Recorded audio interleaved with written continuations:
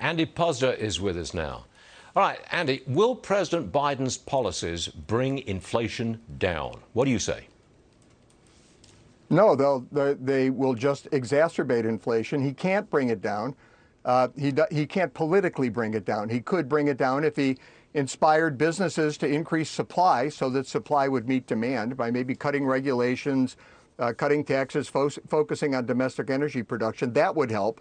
Or if he stopped this, the government largesse, the government handing out all these dollars, but now he wants to even forgive student debt, which Larry Summers came out and said would put $100 billion into the economy, which is exactly the wrong policy. So no, his policies will have just the opposite effect. We're in for inflation for quite a while. We've got inflation at what, roughly 7% at the consumer level now. Could it get to 10%, do you think? It's already at 10% at the wholesale level. Yeah, it was 9.7% last year. The producer price index. And in January and February, and that was a record, 9.7. This 10% was January and February, the producer price index. So wholesale prices already up 10%. That's a pretty good indicator of where retail prices are going to go. So do you see stagflation in the future? We're going to get inflation, you say. How about a slowing of the economy at the same time?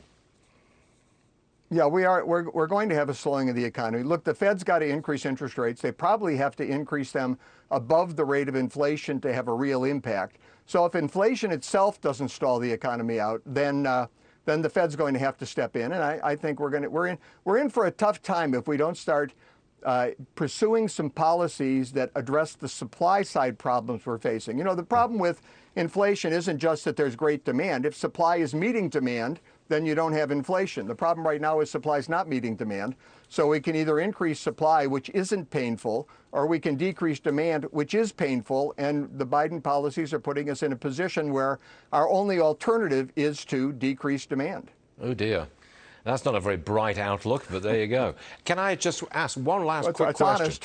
Yeah, you were in the restaurant Yes. business, and that was your career. The restaurants that I go into today are packed. Can I assume that the restaurant industry has recovered?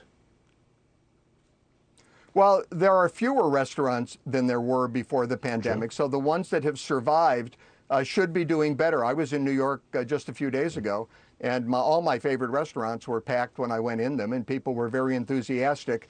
They're still having problems with labor costs. They're still having problems with food costs.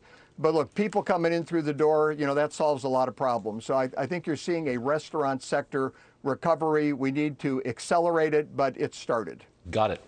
All right, Andy Puzder, always good. Thanks so much for joining us. See you again real soon, Andy. Thank you. Thanks, Stu.